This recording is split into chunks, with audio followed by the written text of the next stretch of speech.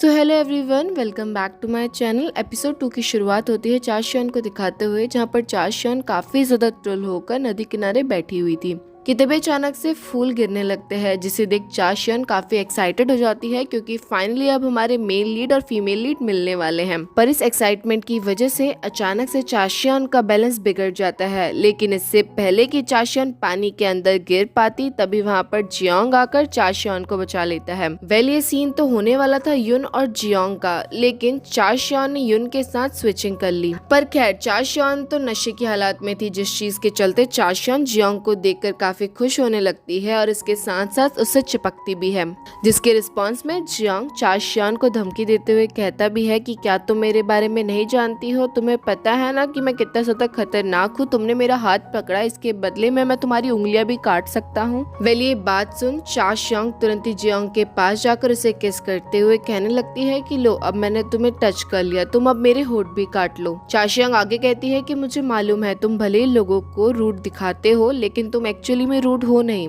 तुम लोगों को ये शो करते हो कि तुम लोगों को मार डालते हो, लेकिन एक्चुअली में तुम कभी भी उन्हें नहीं मारते। मुझे मालूम है कि तुम बचपन से अकेले रहे हो और हमेशा लोगों को खुद से दूर करते आए हो, लेकिन मैं तुम्हें बता देती हूँ, एक न एक दिन तुम्हारी लाइफ में जब एक लड़की आएगी तो वो तुम्हारी लाइफ काफी ज्यादा अच्छी कर देगी। वेल, ऑफ कोर्स जियोंग चाशियन के मुंह से ये बात सुनकर थोड़ा हैरान हो जाता है कि इसे मेरे बारे में कैसे पता, लेकिन इसके साथ साथ अब जियोंग के मन में चाशियन को लेकर फीलिंग आने लगती है। वेल, अब सीन नेक्स्ट डे पे शिफ्ट होता है, जहाँ पर चाशियन काफी ज्यादा शॉक्ड में थी कि वो जियोंग के साथ क्या कर रही है, वो भी रूम में। और चाशियन की ऐसी हरकतें देख जियोंग तुरंत ही चाशियन को अपनी तरफ खींचता हुआ उसका बुखार चेक करने लगता है कि कहीं इसकी तबीयत तो खराब नहीं हो गई। इतना ही नहीं, जियोंग चाशियन से ये भी कहता है कि तुम पिछली रात वाला सारा चीज भूल गई हो क्या? वेल, अब जियोंग को कहीं जाना होता है, जिस चीज के चलते जियोंग चाशियन के सामने ही कपड़े चेंज कर तुरंत ही वहाँ से निकल जाता है। लेकिन इसके साथ साथ वहाँ से जाने से पहले जियोंग चाशियन से कहता है कि मैं बहुत ही जल्द आऊंगा, तो तुम मेरा वेट करना। वेल, अब जियोंग बाहर जाकर अपने सर्वेंट को ऑर्डर देता है कि वो तुरंत ही मैरिज प्रपोजल रेडी करे, क्योंकि वो बहुत ही जल्द शादी करने वाला है।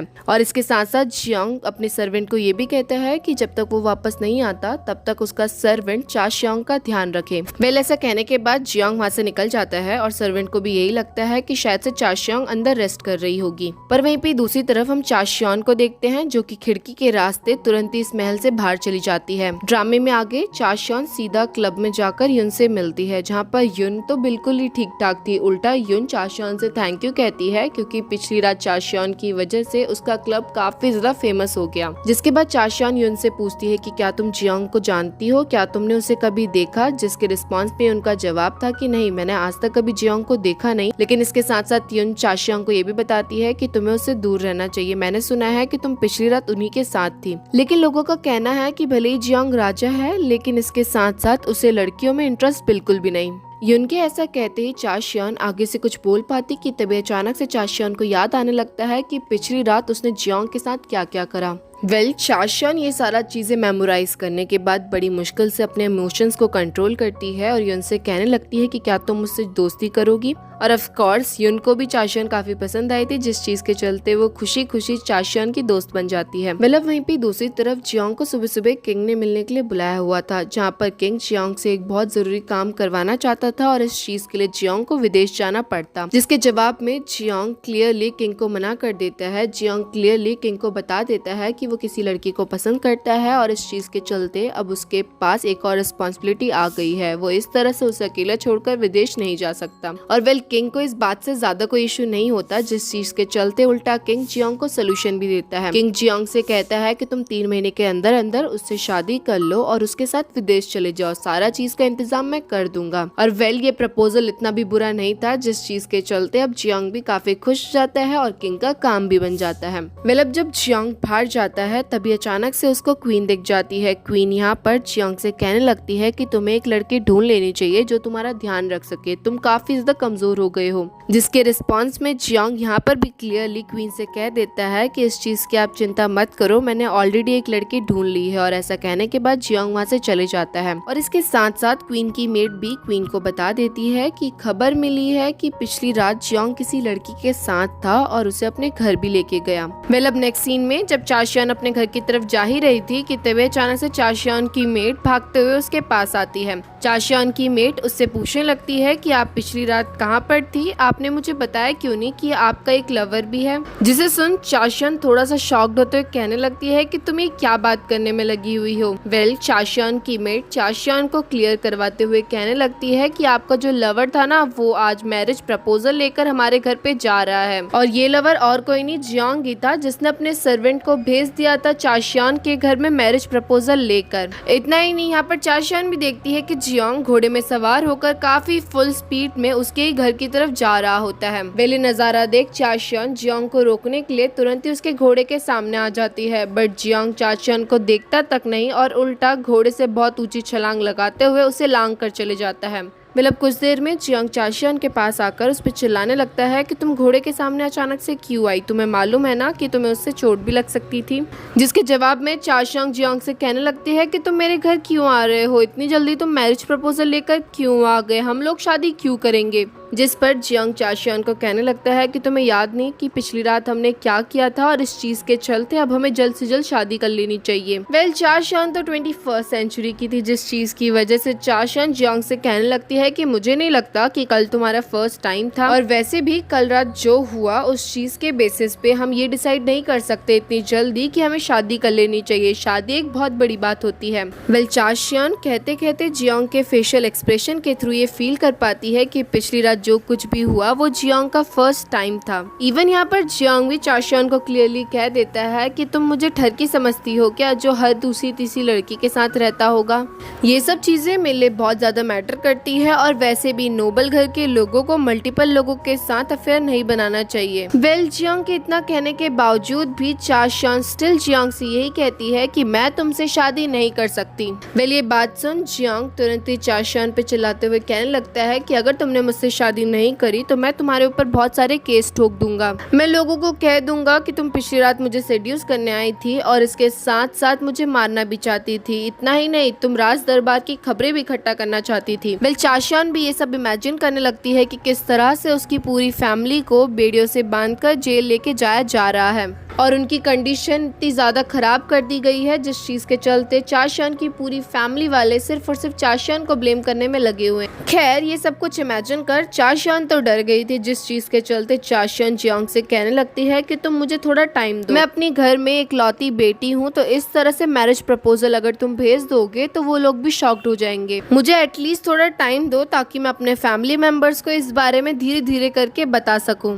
वेल चाशियन की इस बात पे जियांग एग्री तो हो जाता है, लेकिन इसके साथ साथ जियांग चाशियन को सिर्फ और सिर्फ 3 दिन का टाइम देता है। जियांग कहता है कि तुम्हें 3 दिन के अंदर अंदर मुझे शादी के लिए हाँ कहना पड़ेगा, अदरवाइज मैं चौथे दिन खुद ही तुम्हारे घर में आ जाऊंगा। ऑफ कोर्स चाशियन के लिए 3 दिन बहुत ज्यादा कम थे, लेकिन स्टिल ना चाहते हुए भी चाशियन को जियांग को हाँ कहना पड़ता है। वेल अब चाशियन तुरंत ही अपने घर जाकर अपनी पूरी फैमिली का सामान पैक करने लगती है ताकि जल्द से जल्द वो लोग यहाँ से भाग सके। जिस पर चाशियन की मेट चाशियन को समझाती है कि अगर इस तरह से वो पूरी फैमिली के साथ भागेगी तो बहुत ही जल्द जियांग उन्हें पकड़ लेगा और इसके साथ साथ उन्हें जान से मार भी देगा।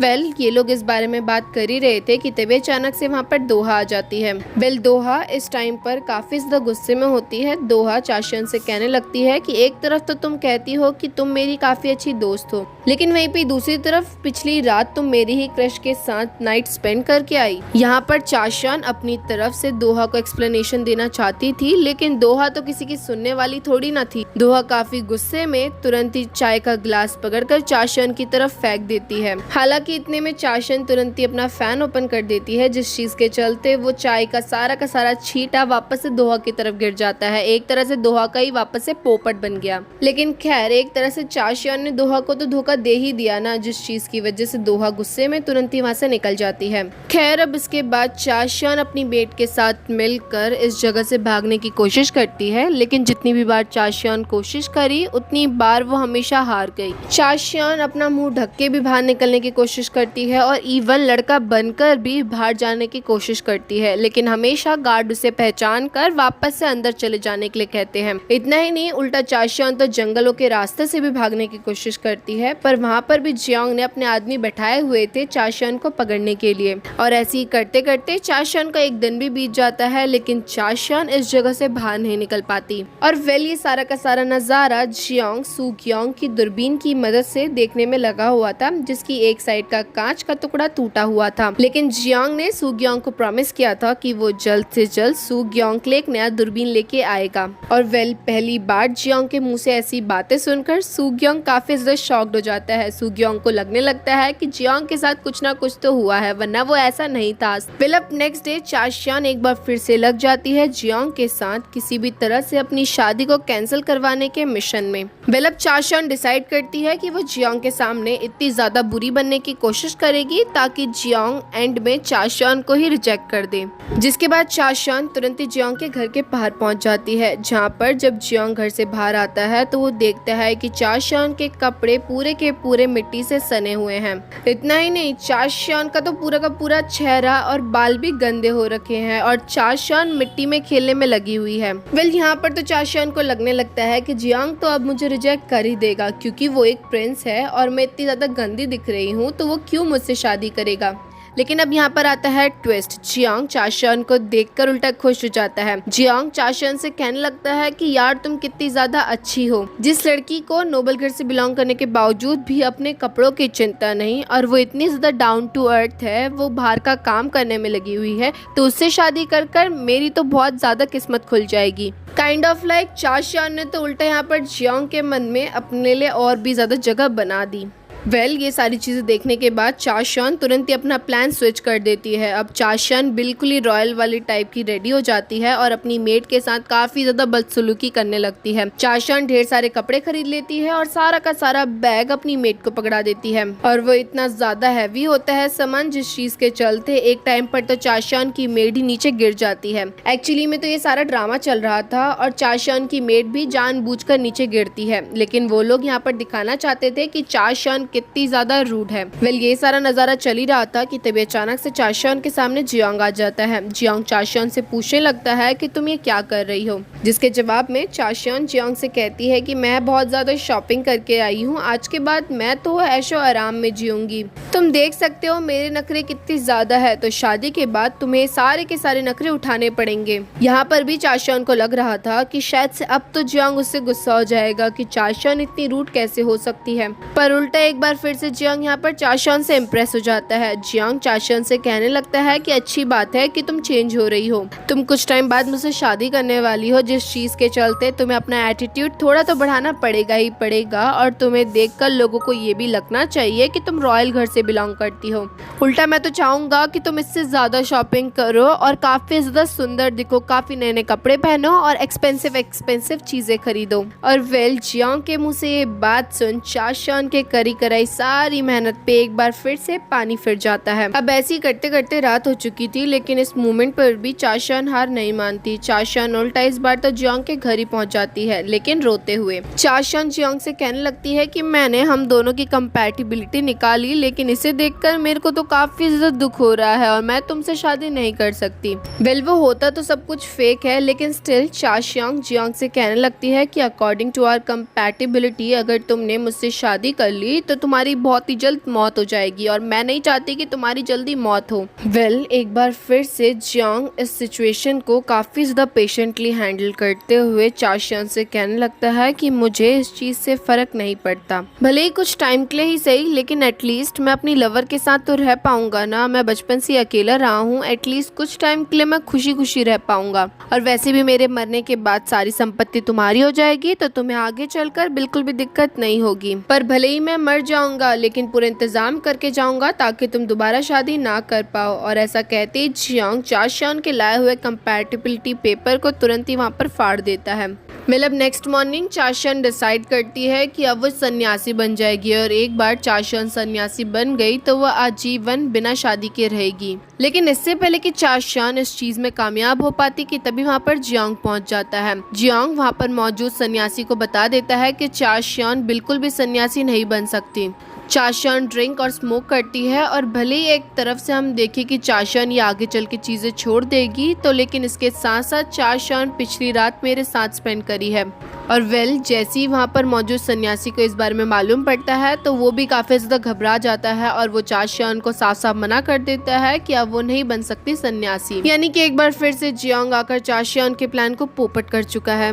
वेल अब सीन रात की तरफ शिफ्ट होता है जहाँ पर चाशियन रात के अंधेरे में जंगलों के थ्रू भागने की कोशिश करती है कि तभी अचानक से चाशियन के सामने कुछ गुंडे आकर उसे छेड़ने लगते हैं, यानी कि एक तरह से उसके साथ बदतमीजी करते हैं और उल्टा उसके ऊपर हाथ उठाने की कोशिश भी करते हैं। लेकिन इससे पहले कि वो चाशियन को ज्यादा नुकसान पहुंचा पाते तभी वहाँ पर सुग्योंग आकर चाशियन को बचा लेता है। यहाँ पर चाशियन भी सुग्योंग को देखकर काफी खुश हो जाती है क्योंकि चाशियन पहचान जाती है कि ये तो हमारे मेन लीड का सपोर्टर है। वहीं पे सुग्योंग भी चाशियन को पहचान लेता है क्योंकि सुग्योंग ने लास्ट टाइम चाशियन को नशे के हालात में कॉकटेल बनाते हुए देखा था। वेल सुग्योंग यहाँ पर चाशियन से कहने लगता है कि मैं तुम्हें अपने क्लब में इनवाइट करता हूँ, अगर तुम्हारा मन करे तो तुम मेरे क्लब में आ सकती हो। जिस पर चाशियन सुग्योंग को साफ साफ मना कर देती है, ये कहते हुए कि मुझे मालूम है तुम मुझसे मेरे कॉकटेल की रेसिपी लेना चाहते हो, लेकिन तुम चिंता मत करो, नेक्स्ट टाइम हम जब कभी भी मिलेंगे तो मैं तुम्हें सिखा दूंगी कॉकटेल बनाना। वेल चाशियन ये सब कुछ कहने में लगी हुई थी कि तभी सुग्योंग चाशियन से कहने लगता है कि मैं चाहता हूँ कि तुम भी मेरे साथ कॉकटेल पियो और एटलीस्ट तुम इस चीज के लिए मना मत करना।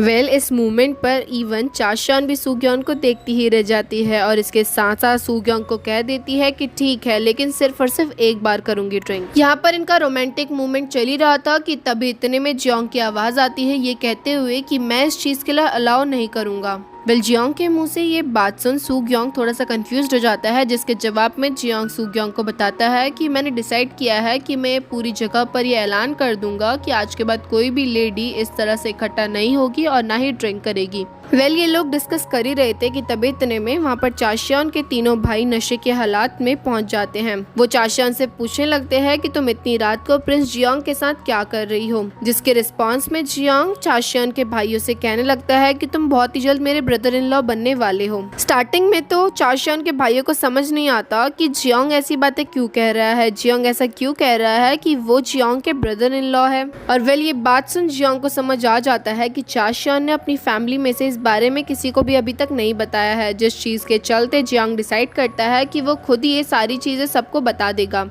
लेकिन जियोंग कुछ बोल पाता, इतने में चाशियन काफी ज्यादा हाइपर होकर अपने भाइयों को मारने लगती है और सबसे कहने लगती है कि कान बंद कर लो, कान बंद कर लो, जियोंग जो कुछ भी कहेगा वो झूठ है। लेकिन इसी हड़बड़ी के चलते अचानक से एक बार फिर से चाशियन का बैलेंस बिगड़ जाता है और यहाँ पर सुग्योंग जैसे ही चाशियन को बचाने वाला था, इतने में जियोंग सुग्योंग के हाथ को झटक कर खुद चाशियन को अपनी बाहों में ले लेता है। और ऑफ कोर्स इस चीज को देखकर सुग्योंग भी थोड़ा सा कंफ्यूज्ड हो जाता है क्योंकि इससे पहले आज तक कभी भी जियोंग ने ऐसा नहीं करा। वहीं पे हमारी चाशियन भी जियोंग को देखती ही रह जाती है क्योंकि उस मोमेंट पर चाशियन को जियोंग काफी ज्यादा हैंडसम दिखाई दे रहा था। और इसी के साथ हमारे एपिसोड 2 का यहीं पे एंड होता है। एपिसोड 2 की एंडिंग में हमें दिखाया जाता है कि जियोंग उन गुंडों को पकड़कर काफी ज्यादा डराता है और ये भी कह देता है कि वो मेरी होने वाली वाइफ है, तो आज के बाद कभी भी उसे परेशान मत करना। और वेल यहीं पे हमारी इस वीडियो का भी एंड होता है। नेक्स्ट पार्ट बहुत जल्दी अपलोड हो जाएगा, तो अगर आपको मेरी वीडियो पसंद आई हो तो वीडियो को लाइक और चैनल को सब्सक्राइब करना मत भूलना। तब तक के लिए bye. There was a time when you had me falling to the ground.